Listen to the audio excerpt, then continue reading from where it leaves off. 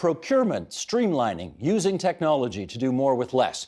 Not exactly the kind of thrilling policy announcement that earns splashy headlines or bragging rights on the campaign trail. But for this Ontario government, which promised cost savings through efficiencies, it's critical stuff.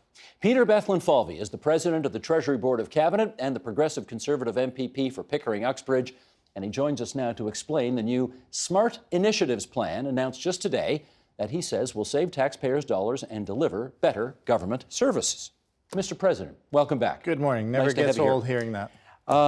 Let's try this, because in discussing what you actually do for a living with members of our crew, there was some, is he a cabinet minister? I mean, you don't call him minister, you call him Mr. President. What's the Treasury Board? Would you just take a moment and tell everybody what you do?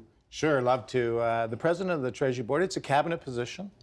A Treasury Board is actually a board. There's 7 other cabinet ministers on the board. I'm the chair. And every government program spending decision gets litigated and approved at Treasury Board. It's not just program spending. That's $150 billion plus interest.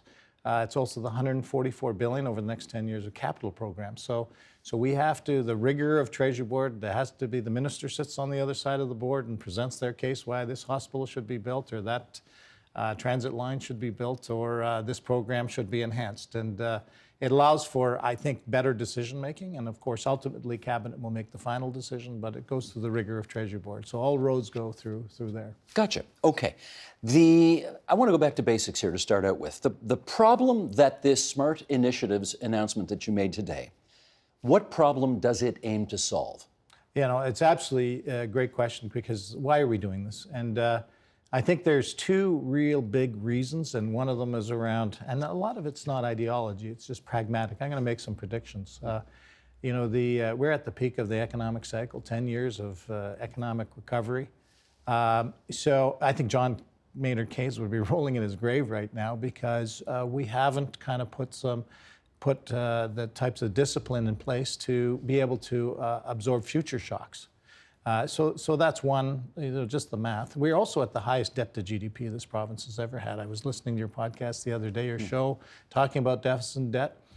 I'd remind your viewers that, when Bob Rae took over in 1990, the debt to GDP, and that was a big part of your focus, was 14%. And over his term in office went to 32%. So now we're at 40, where Deb Matthews at this table said 40 is that red line. So to absorb future shocks in good times, I think you've got to be prudent. I think the second thing is we've got an aging population. Again, that's just math. That's not ideology. And healthcare is our biggest spend. It takes 40 cents on every dollar.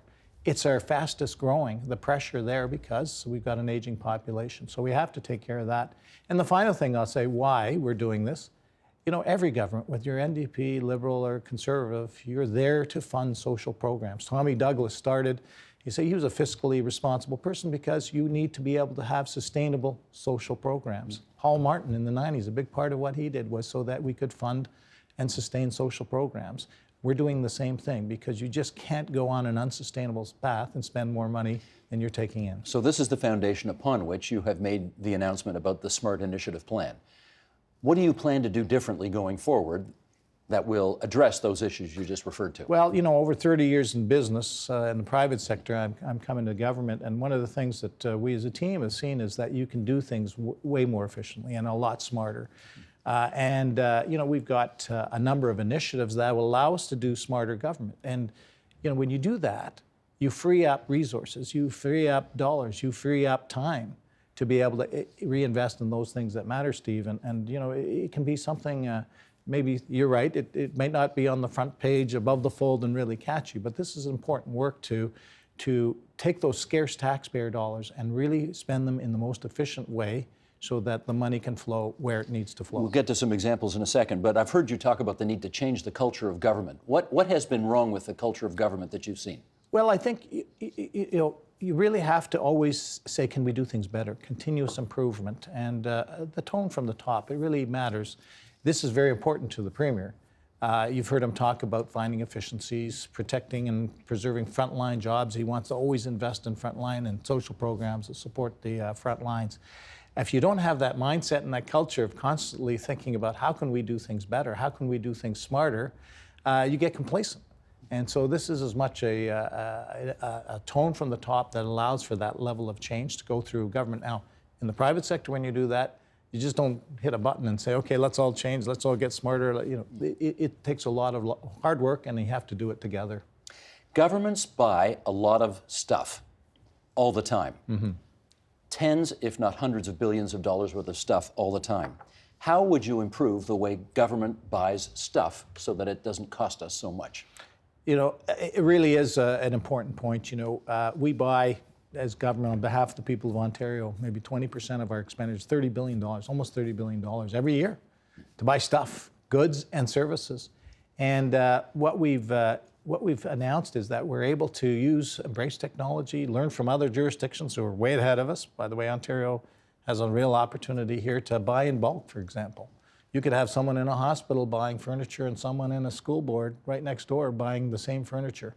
When you pool this, and the technology and the software platform allows you to combine that so that you can find efficiencies and savings through that. Let me follow up on that example, though. If you're running a school and you're running a hospital, you're never talking to each other, and you will probably therefore never find out that you both need new furniture at the same time.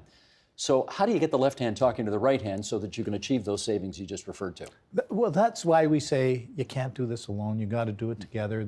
And also where technology allows you to collaborate more effectively.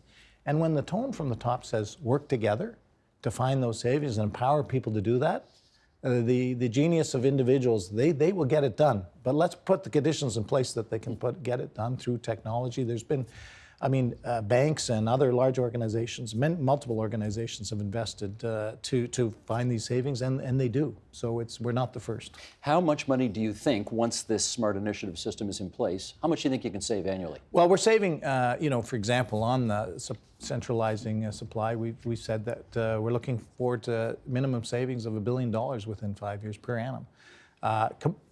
All these initiatives that we're announcing are not just about savings. They're freeing up time. They're freeing up people to spend more time on the front line. So it's a combination of savings and a combination of productivity gains. In that chair, let me think, was it earlier this summer? I think so. Earlier this summer, we had the former president of Estonia, who talked about the fact that his country has truly dedicated itself to a kind of a digital-first approach to government and providing services. And he thought there were some lessons for other places around the world to pick up on. So, your good friend Sheldon Osman in the control room. Go to it, Sheldon. There you go. Okay, Sheldon, the president of the Treasury Board just said, let's roll the clip from the president of Estonia. Fire away. I am told that there are now only 3 occasions on which Estonians are essentially forced to interact with their government face to face. That so much of life now can happen digitally as a result of the measures you've taken. What are those 3 occasions? Getting married. You have to go register. You can get married in church, but you still have to register your marriage. Getting divorced, that's a little more difficult. You have to show up, both of you, at the same time, the same place. And finally, which is of extreme relevance, I think, these days all over, from London to New York to Vancouver, BC, is that you cannot have anonymous shell companies buying real estate. And so if you're a company that wants to buy, if you're a person, we have to show up. But if you're a company, a member of the board has to show up, because we want to know it's a real company with a real board. So the suggestion is there is so much more of how a citizen interacts with his or her province or country, whatever, that can go online. And I want to know what you've got planned in that regard. Well, we've looked at Estonia, and we've talked to a number of jurisdictions. It starts when we got elected, Steve. We talked and we campaigned on finding efficiencies, doing things smarter, restoring trust and accountability. So we have a public mandate to do this, and we have a plan. What we're really talking, we started on day one and highlighted a bunch of things, savings on landlines or March Madness, doing things differently. But we now have a plan of a suite of initiatives that will drive us forward in the 21st century. Digital first, which you just highlighted, Estonia is actually a leader. Now they've got maybe 3 million people, we've got 14 million people, but the opportunity is exactly the same. I was flying the other day, you show your boarding pass.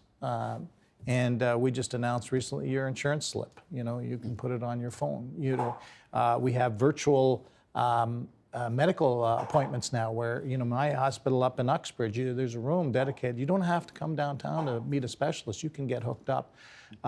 The opportunities, your angling or hunting license now, you can get online, print it at home. There is just an infinite amount of interactions with 14 million citizens at certain points in their lives where you can go digital first. Now, we'll always have the option that, you know, if you want to show up and do it, you can still do it. But we're giving the citizens a choice and convenience on that. And I think that's just the way forward. And clearly in other jurisdictions on that path. I should do a follow-up on this in as much as there are times when I email an MPP's office, for example, to try to either book an interview, for example, or phone. And I think you guys have ripped out all the phones. You can't call anybody anymore. And usually when I email somebody, it's we're no longer monitoring this email address. I appreciate that you are trying to be efficient and save money. I wonder if you're less accessible to the public now as a result. I think just the opposite. By the way, just text us. Okay, you can give me your phone number after we're done here. Happy to do that. You know, I think that you know, our interactions with citizens now is way more profound.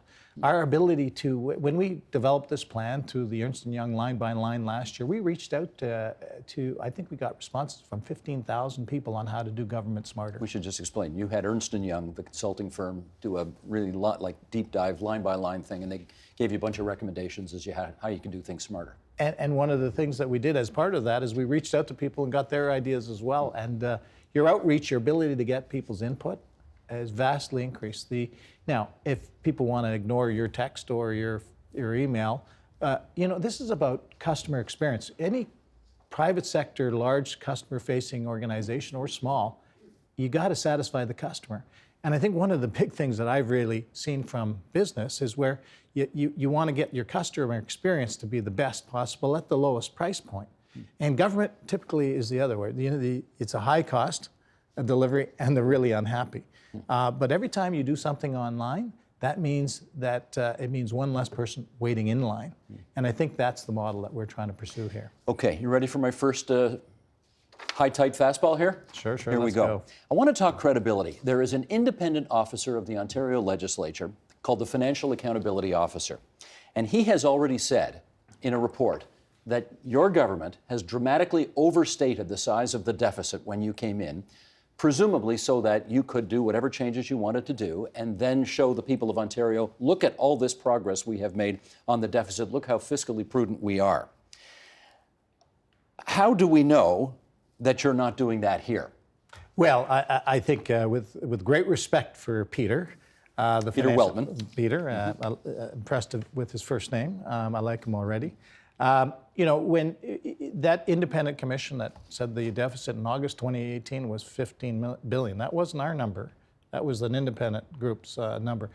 In April of 2019, we said the deficit was $11.7 billion. The FAO said they thought it was $11.7 billion. So we've made progress. The big story here is, and he's independent.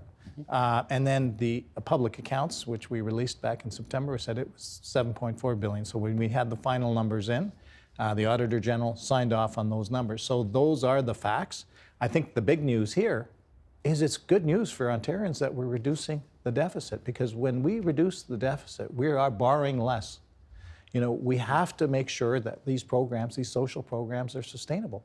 That's what this is about. But my question is about credibility, though. My question is, if you are telling us that you've made this massive progress on deficit reduction, which the Financial Accountability Officer has suggested, you've overstated the case. He has said the same things we're saying, that the revenues are much higher than we anticipated. He thought they would be lower. We thought they would be lower. I give a lot of credit to Premier Doug Ford and this government for putting the conditions in place for the great entrepreneurs and small businessmen, medium-sized businesses. The number of jobs that have been created over the last year, over 250,000 new jobs. Not only is that great for people who want to work, these are good jobs, but also that's more taxpayers, that's more consumers. So our revenues are higher than expected. That's a great news story. Then getting the other side of the equation, the spending, we're doing things smarter. we're finding those savings. I talked about March Madness. Better explain what that is. Some people Okay, won't March know. Madness, you might think because you're such a sports aficionado that Nothing it's to do with basketball, I know, yeah. It's at the practice at fiscal year end when you've got some room left in your budget and say, well, if we don't go spend it, if we don't use it, we're going to lose it. So we better buy those chairs or those cell phones because we might not get approval for that next year. We said, well, 6 weeks before fiscal year end, I said, well, it's got to go through me first. We saved $153 million through that sort of expenditure program just by a 2-paragraph memo. There's other things, but those are the types of savings. There's pennies, but there's also dollars. We talked about supply chain. So the expenditures are coming in lower. And that's at the same time where we're increasing investments in education and healthcare and other things. So I think that's what the FAO report said, and that's what we're going to continue to do. I can't have a senior cabinet minister at this table in the same week in which Canadians went to the polls without asking you some questions about the federal election. How much did you participate personally in campaigning during the election campaign? Well, full, true, and plain disclosure, I love this country. And I think participating, regardless of stripe, is so important. I was out there. I knocked on doors after hours and on weekends. Didn't sleep for a couple of weeks and months. But how many ridings? I did 9 ridings. I was out 9 riding, knocking on doors. It's great to connect with people and hear what's on their mind. So it was, and that's part of democracy. Well, let me follow up on that because you represent a 905 riding. Mm-hmm. The Conservative Party federally and famously made no inroads in the 905 this time, virtually none. Why do you think? I'll let pundits and others figure that out. I'm sure there'll be books written and people analyzing that. But what I can tell you is, democracy works, and we're going to work collaboratively with the new government. I congratulate Prime Minister Trudeau. We have a lot to do together because, as I've said before, and the Premier has been very clear, that we'll work with people to get things done. Our transit plan with John Tory, the Mayor of Toronto. We'll work with whoever the new federal transportation minister is. We're going to work together because together we'll get shovels in the ground, we'll get things done, and that's what we're focused on. What were you hearing at the door? I think affordability, housing affordability is huge. I mean, people are they're working working hard. So focusing on the economy, getting those jobs, those that we said I mentioned earlier, the amount of jobs that are being created by Ontarians here. That's what they want. They want good jobs. They want to be able to afford. Housing is tough, so we've got a plan on that. But that's a major theme. How often did you hear when you were knocking on doors in the 905? I don't know much about this Andrew Scheer, but I know Doug Ford's a Conservative, and I don't like what I've seen in Doug Ford so far, so I can't vote for Andrew Scheer.